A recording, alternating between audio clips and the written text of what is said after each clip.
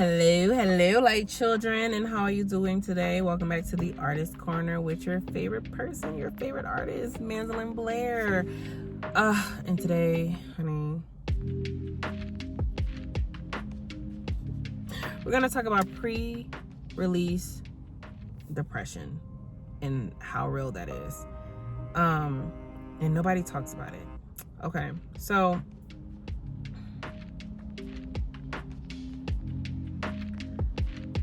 there is an emotional drop that happens with artists because you put out this work, you work so hard on this work, and your hope is that when the work is out, everybody's just like going, yum, yum, yum, yum, eat that shit up, it's about to go viral, it's about to do this. And sometimes that don't always happen, especially if you,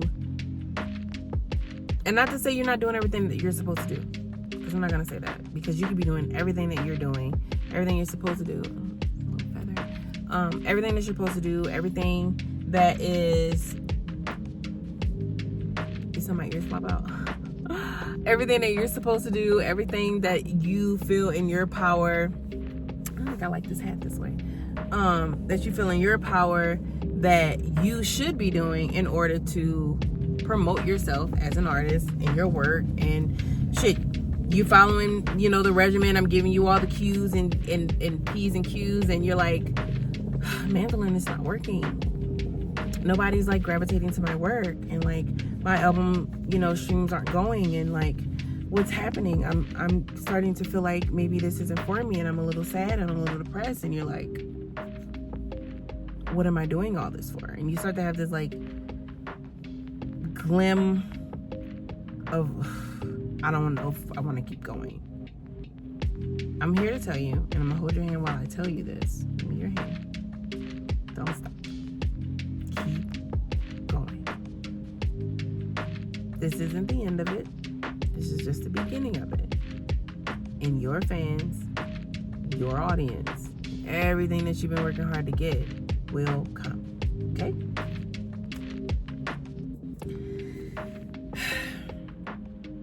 Now, you're probably asking, why does this happen? Well, society-wise, sometimes it just happens just because of the climate of the world. And if you are an artist who's putting out happy-go-lucky music during a sad period of time in the world, sometimes it goes off. But if you are an artist who's putting out sad music and everybody's like, I don't want to think about nothing sad, I'm trying to be in a good mood, I'm trying to be up, it might not go so well, you know what I'm saying? It could be a number of things, but I don't want you as an artist to get down on yourself, because it's not your work. Your work is beautiful because you made the work, you put the time in the work, you put the effort in the work, and you pushed the work. You did it, and you should feel accomplished for that. You should not feel depressed about it. And this is like the best point. Separate your work from the metrics, because a lot of people do that. They'll sit there and they'll look at their socials and they're like, well, my socials ain't going up. I haven't got enough more followers, and like my posts haven't been getting the amount of attention that it's supposed to get in. Well, I dropped this song or I dropped this album, and like nobody's like downloading it or nobody's purchasing it. Like it's not hitting like I needed it to hit. Like I thought this was gonna be it. This was my moment. It is still your moment. Your moment did not die, and your self-worth is not based on metrics. The algorithm is gonna algorithm, and you have to be aware that everything is computerized in order to fit the need of the masses. Depending on what kind of music you putting out, it may ultimately stop all of that altogether. So I need you to know to not base any of that on you, okay? Okay.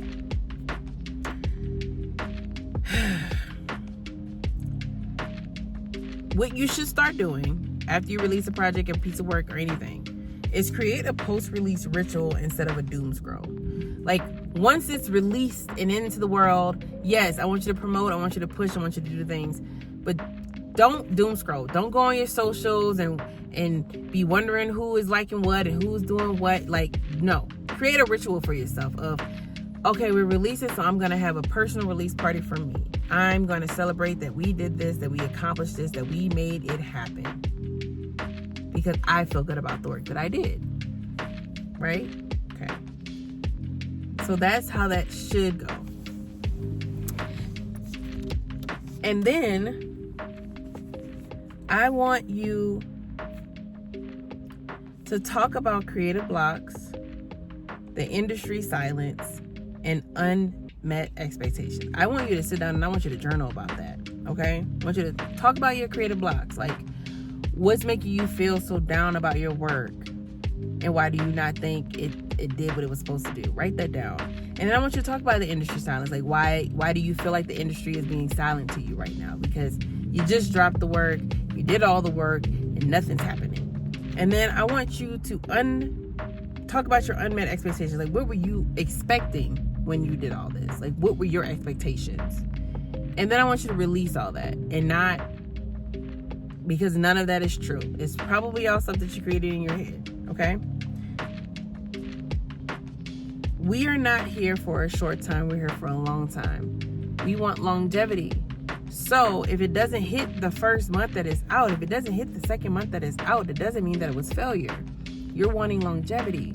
So that means you have an immense opportunity for more people to find your work.